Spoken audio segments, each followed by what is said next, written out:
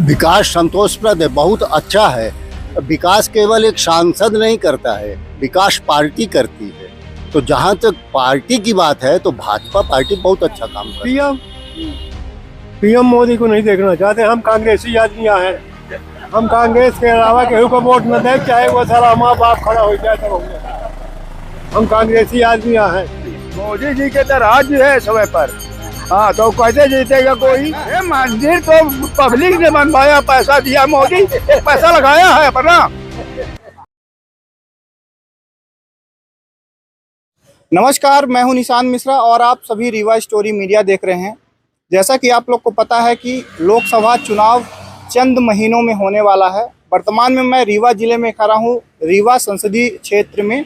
यहां के सांसद जनार्दन मिश्रा जी हैं, जो लगातार 2 बार से सांसद हैं। हमारे पीछे आप देख सकते हैं वरिष्ठ गणमान्य लोग बैठे हैं।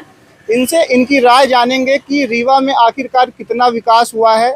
जनार्दन मिश्रा जी 2 बार से सांसद हैं, इनके उम्मीदों पे कितना खरा उतरे हैं, क्या कुछ इनकी राय है सांसद जी के पक्ष में या विपक्ष में, देखते हैं। क्या नाम है अंकल जी आपका? नियन मिश्रा। क्या करते हैं आप? मैं रिटायर्ड ऑफिसर हूँ जी। जैसा कि आपको पता है कि लोकसभा का चुनाव आने वाला है, सांसद जी हमारे जनार्दन मिश्रा, क्या कुछ विकास आप देखते हैं रीवा में? विकास संतोषप्रद है, बहुत अच्छा है।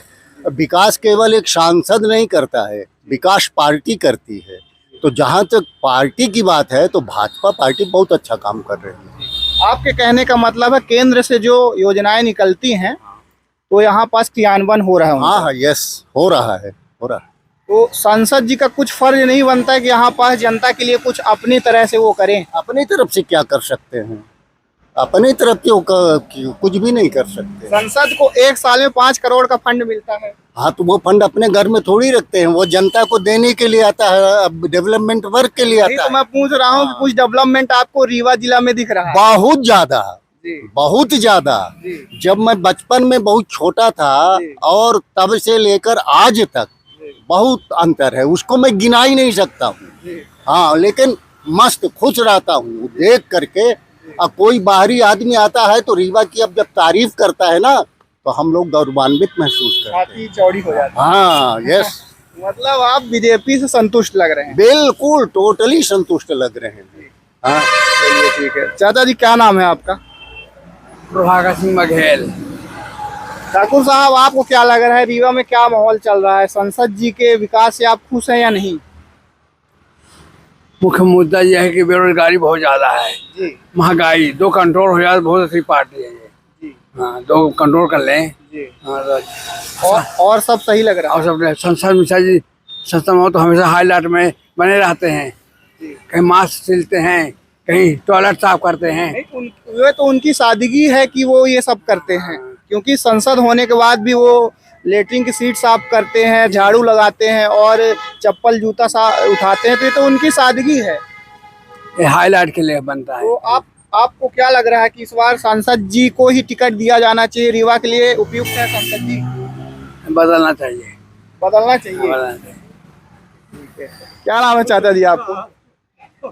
हाँ, सीपी सिंह। क्या करते हैं आप? हम तो रिटायरमेंट वाले हैं, नहीं तो सब रिटायरमेंट वाले। हाँ, वही मैं देखा कि आप लोग यहाँ पास बैठे हैं, क्योंकि बुजुर्गों के पास राजनीति की एक अच्छी समझ होती है, इसीलिए आप लोग के चर्चाओं में। ऐसा है, राजनीतिक समझ में आती है।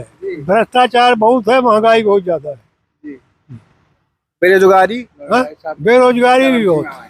तो आप पीएम किसको देखना चाहते हैं?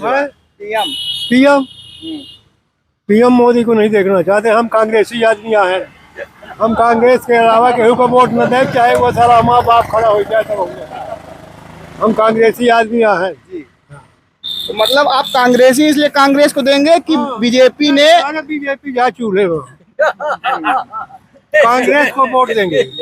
जनार्दन मिश्रा बिल्कुल फेल है, इनका अगर एक उधर की टिकट देंगे 30-40% लेते हैं कमीशन। किस चीज में? हाँ? अरे जौन बजट मिलता है 5 करोड़, उसमें 40% चाहिए इनको, तब वो देंगे। हाँ? हर विधायक, हर सांसद यही करता है, लूटे पड़े हैं। और का केंद्र की जो योजनाएं आती हैं वो तो लागू हो रही हैं ना? हाँ? कोई लागू नहीं हो रही किस विधानसभा के हैं आप? है। किस विधानसभा की? विधानसभा हम सिर्फ और विधानसभा के तो वहाँ भी तो बीजेपी है। बीजेपी तो पूरे हिंदुस्तान में है। क्या करेंगे? अभी तो चंडीगढ़ का मेयर का चुनाव हुआ तो 8 वोट रिजेक्ट कर दिया। क्या करोगे? जिसकी लाठी उसकी भैंस। क्या करोगे आप? 36 वोट में 16 वोट बीजेपी को पड़े थे, 20 वोट कांग्रेस गठबंधन को। हाँ, पड़े थे तो उसमें 8 वोट उनका कैंसिल कर दिया। हाँ, अब वो मेयर जीत गया, बीजेपी का हो गया। तो आपको क्या लगता है कि निष्पक्ष चुनाव नहीं? इसलिए कह रहा हूँ कि भ्रष्टाचार, महंगाई, बेरोजगारी सब, और जिसकी लाठी उसकी भैंस। हाँ, मोदी इस समय है, जिसकी लाठी उसकी भैंस। मोदी को कोई नहीं हरा सकता। जनता चाहे न चाहे। हाँ, चाहे जनता चाहे या न चाहे, मोदी को कोई नहीं हरा सकता है। 24 का चुनाव मोदी फिर जीतेगा। हम वोट नहीं देंगे तभी जीतेगा। चाचा जी का गुस्सा भी आप देख सकते हैं, और सरकार के खिलाफ एक सवाल भी चाचा जी ने खड़ा कर दिया कि हम वोट दे या ना दे, लेकिन मोदी जी जीतेंगे ही। चाचा जी क्या नाम है? हाँ, तो मोदी जी के तो राज है समय पर। हाँ, तो कैसे जीतेगा कोई? राम मंदिर भी इस समय। अरे राम मंदिर तो सब आज का थोड़ी है। राम मंदिर तो सब दिन था, और राम मंदिर तो टूटा तो कांग्रेस के समय में टूटा। वह वहाँ का जो मस्जिद थी अभी टूटी है मोदी के समय में। मोदी कांग्रेस वो भारत को आजाद कराए है। मंदिर तो मोदी जी ने बनवाए है ना। अरे मंदिर तो पब्लिक ने बनवाया, पैसा दिया मोदी, पैसा लगाया है अपना। बताइए आप। 5 रुपये दिया चंदा, 5 रुपये चंदा मोदी ने दिया। अच्छा, तो आप इस बार यहाँ रीवा में क्या देख रहे हैं कि संसद जी को टिकट दिया गया तो उनको जीत मिलेगी कि नहीं? किसको? जनार्दन मिश्रा जी। मिलवाई करी जब भर मोदी रही। मोदी के साम्राज्य में बिल्कुल वही जीत ही। हाँ, चाहे सगला वोट पब्लिक दे रही तो जनार्दन जीत जाये। मतलब चुनाव निष्पक्ष नहीं हो रहा, आप लोग के कहने का मतलब? हाँ, नहीं हो रहा। किस विधानसभा के हैं? हम रीवा विधानसभा के हैं।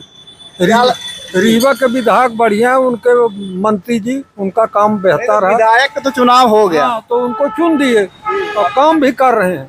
लेकिन अगर आप समग्र लोकसभा की बात करेंगे तो सबसे बड़ी समस्या यहाँ आवारा पशुओं की है। अगर जनार्दन ये आपने बहुत अच्छा। अगर 10 साल के, अब आप गांव में जाइए फिर देखिए कि क्या दुर्दशा है। गांव वाले रात रात भर सो नहीं पाते। हाँ, ये सबसे बड़ी समस्या है। इसका जो निदान कर दे। जब से ये भाजपा सरकार आई तब से हैरा हुआ। कांग्रेस के राज में तो लोग नहीं छोड़ते थे ना। नहीं छोड़ते थे। सब सबके बधे रहते थे। ये भाजपा कांग्रेस की बात नहीं है, ये समय की है। सब मशीनीकरण हो गया, जानवर को कोई अपने घर में बांधता नहीं, उपयोगिता खत्म है, इसलिए ये समस्या खड़ी हुई। अब इसको इस परिवेश में सरकार को जवाबदारी लेनी पड़ेगी कि हम इसका समाधान कैसे निकालें। कोई ऐसा नेता नहीं जो वहाँ पास सदन में। भाजपा वाली बात कतई नहीं है। जी जी। हम गांव में हम नहीं रखते, पहले हमारे घर में 10 रहते थे। तो अब इसका सरकार समाधान ढूंढे कि इनका क्या हो। नहीं, बहुत दुर्दशा है। शहर तो ठीक है, फिर यहाँ भी है, लेकिन यहाँ फसल का नुकसान नहीं है, यहाँ एक्सीडेंटल नुकसान है, आदमी का जीवन मृत्यु का। और गांवों में जो है फसल का है। अगर अब ये न मैं मंत्री जी को कहूँ कि जनार्दन को कहूँ कि व्यवस्था को कहूँ, किसान तो अब सरकार अपने फंड में जितने विभाग हैं उन फंडों में कटौती करके जानवरों की समस्या का निराकरण करे, यही मैं मांग करता हूँ। तो गांव में गौशालाएं खोली गई हैं, वो सब ठग विद्या है, सब ठग विद्या है। आप जाइए ना गांव में, देख लीजिए। हाँ, वो हल फिर वही बात है उनका। हाँ, इसके लिए बहुत कड़ाई से माने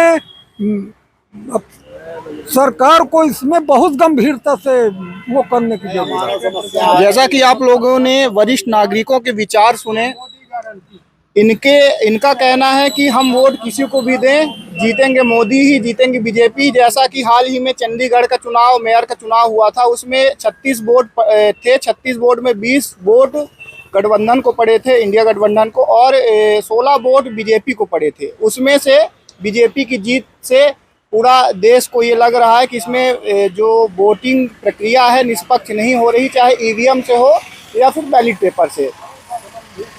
इस वीडियो में फिलहाल इतना ही, हम फिर मिलेंगे, तब तक करिए आप हमारे इंतजार। धन्यवाद।